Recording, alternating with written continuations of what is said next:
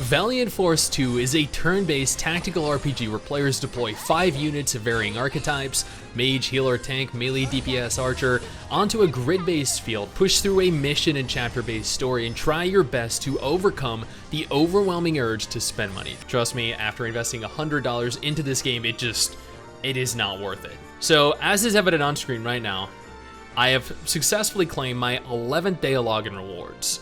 11 days I have been playing this game, and $100 was invested into it.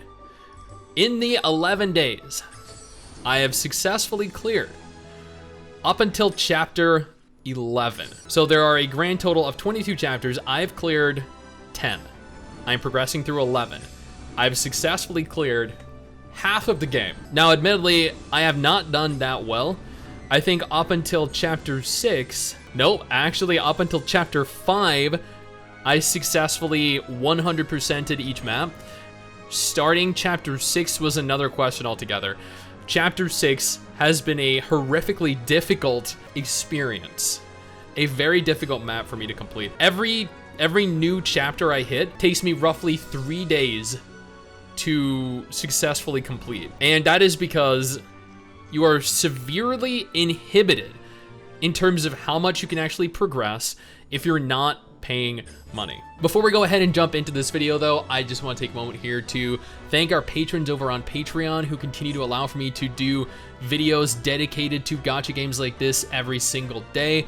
Also, if you haven't already, consider following me over on Twitch where I stream every single weekend. And if you have the time, check out the other games in the Player Pass series, a brand new gacha series I'm doing every single week. First and foremost, I have a group of level 60 characters. 60 is not the max level. 120 is actually the max level, from what I've seen based off of the support heroes that I've borrowed from friends that I've added. Now, I have Victoria, who fills the tank role. I have Zeta, who is a mage.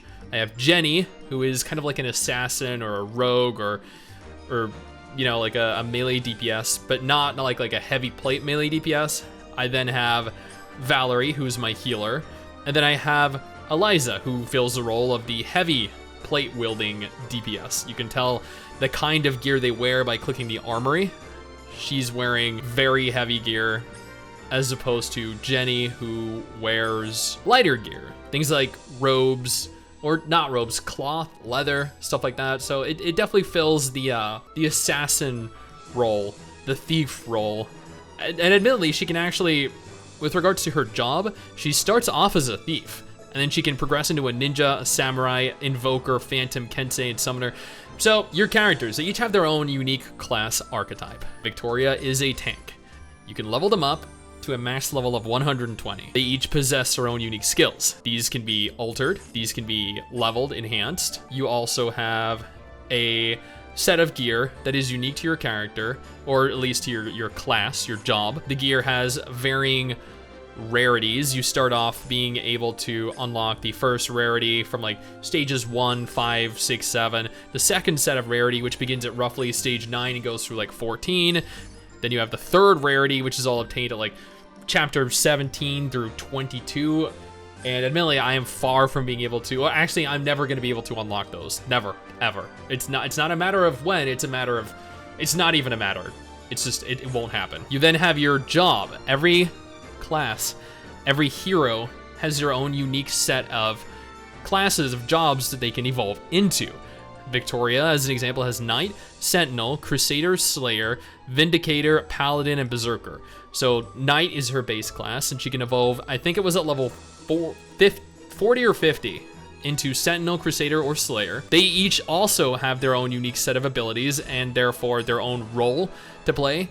Some are tankier, some have stronger heals, some have bigger AoEs, some have higher damage. And then, admittedly, I have not progressed to a point where I can unlock the level 3 stage of their jobs yet, but everyone has their own unique set of jobs. Invoker, Hunter, Arcanist, Summoner, Ninja, Samurai, Cleric, Vicar, Bowmaster. So there's a lot of potential for unique team compositions and a lot of forethought that needs to go into your team composition. There are also skins available. And I know this is actually one of the more important things with regards to characters, because I mean, it's, you know, everyone wants to make their waifus as hot as they can. Now, skins actually do have a statistical advantage to equipping. Her normal default outfit provides no kind of statistical bonuses, but the White Dragon outfit gives her 50 attack or 50 HP, 20 attack, 15 physical defense, and 15 magical defense. So evidently you're going to want to prioritize obtaining the strongest outfits you can, the strongest skins you can. Characters have their own unique affinities. Affinities can be raised, enhanced via gifting. Gifts are obtained in a variety of different ways. Emblems are currently unavailable. I don't know when or if they're ever going to be implemented. I will note, the game, while it does utilize stunning character models, 2D character models, in battle, and therefore the bulk of the game, it does utilize a chibi graphical style, which is something that I know not everyone is going to be interested in. Now, character models, not pertaining to the 2D models, are absolutely stunning. There are so many absolutely incredible looking husbandos and waifus both in this game. There is a surprising number of SSR husbandos, actually, and I mean, like, they are severely outnumbered and that makes sense by the waifus, because this is going to predominantly target a very specific demographic. Now, there is an event going on right now, Gods of the Arena. I don't feel the need to touch on the events, because like any gacha game, there are events that are held every single month. The gacha in this game is not good. It really isn't. There is a 200 pity, which means you slowly build up to 200 before you can successfully claim the banner character, and you can successfully claim one single one before starting over and making your way to 200 pity again. Now, you can obtain any number of SSR heroes on the way to 200, and that does not reset your pity, doesn't reset the mileage. Therefore, you could obtain 5 SSR heroes and still obtain your limited banner character at 200. So I guess it's not as bad as some games, but having to hit 200 to get the banner character, the limited character, is tiring and exhausting. Now, along with heroes, there are Orin cards. Orin cards provide specific benefits to specific elements of your heroes, which I guess I forgot to touch on. Every hero has their own element. Victoria, Zeta, and Jenny are all water elements. Valerie and Eliza are dark. Hayden and Elise are both water. Elena is wind. Rekka and Vera are fire. So they all have their own elemental affinities. Every card provides specific benefits to certain elements. As an example, the Soaked Panacea heals your water-aligned units with a watery blessing. Nimue blesses your targets with an imp's favor and increases their critical rate. Water-aligned units gain a higher critical rate bonus. So they provide benefits to the element that they are aligned with. You can level them up, and you essentially deploy them in battle like you do your units. You don't physically attack with them or engage other units with them. You equip them, and then you can use them as an additional skill. When fixing up your squad, you have to attempt to create a specific synergy with your other heroes. Characters are capable of linking both in the squad and in combat, more specifically in combat. When linking, it provides them a number of benefits, whether they be buffs, whether it be heals. So paying close attention to who is linked, how they're linked, and what kind of benefit linking will add is of the utmost importance. Now, of course, there's the bazaar, the in-game cash shop. Like, these are what you expect. They are ridiculously expensive. There is the airship. The airship actually you use in combat, interestingly enough. This is your base of operations. So you have a kitchen, a canteen, a cabin, you have a garden, your first mate's office, the deck. You can upgrade everything here. You can customize the location of various different objects, upgrade, enhance, and then more specifically, you deploy your units onto your airship and engage a set of other enemy units. Now, combat in this game is interesting. It is a grid-based tactical combat system. So your units are capable of moving a number of squares. The enemies are capable of moving a number of squares. You have abilities that are usable in a certain area, whether that be 2 squares, 4 squares, 6 squares. So you need to carefully plan where you want to move your unit, and you need to carefully plan where the enemy units can move to.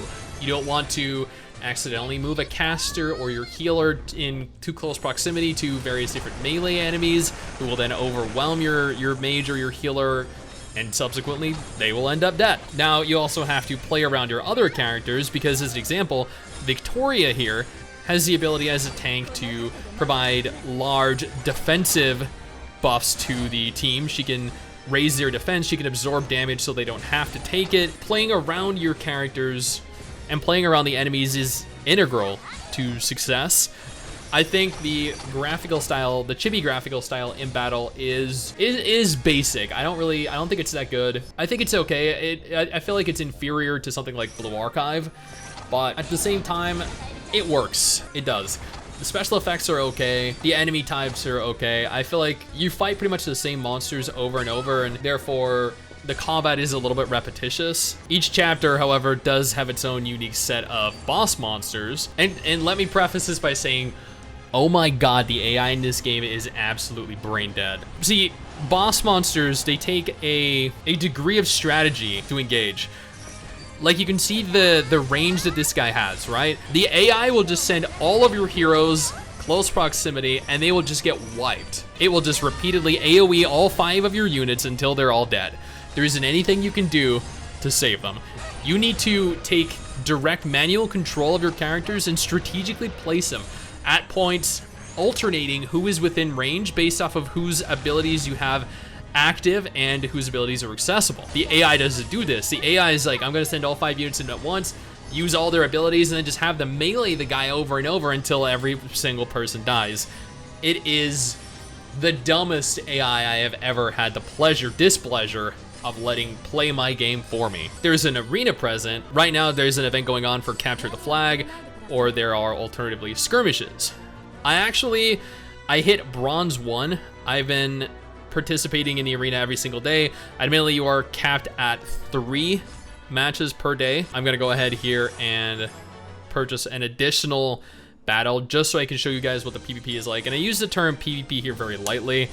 PvP in gacha games is typically you field your unit of characters. The AI fields another player's unit of characters, and then the AI essentially pits the two against one another. It's just a big AI battle. Admittedly, I feel like the PvP in this game is very boring. There is absolutely nothing captivating about it. There's nothing that really interests me. Literally, I set this to auto. I put my phone down over here. I work a little bit on my computer. I look back and I'm like, okay, so it looks like I won, or it looks like I lost. Who am I kidding? I don't lose. After that, I go back. I continue attempting to push through the story. I'm gonna be honest here, the story in this game is not that great. It is cluttered with so much fluff, so much unnecessary information that could have been very easily condensed, and that would have made it for a much faster, much less arduous experience to have to sit through. And that's pretty much the entire game. That's all you do. There are daily dungeons that you can do. You can run dungeons for money, you can run dungeons for XP, you can run dungeons for the resource you need to successfully upgrade your airship. These are things that you should be doing every day if you have the resources to successfully do that. I do, but the only reason I have that is because I had to go ahead here and purchase both the regular Emiko's delivery and the deluxe Emiko's delivery to give me enough premium currency to continue to push through the chapters, push through the daily dungeons. I mean, honestly, this game severely hinders your progress. It very strongly gates your progression behind severe stamina gates, and it is actually horrendous. It is probably one of the most difficult games to progress in that I have ever played. And I've played quite a few gacha games over the course of the last year. Valiant Force 2 is a good looking game. It plays good, it's interesting, but that's it. A good game isn't a great game. There are plenty of great games out there. Unfortunately, a good game is never going to excel. It is never going to stand out.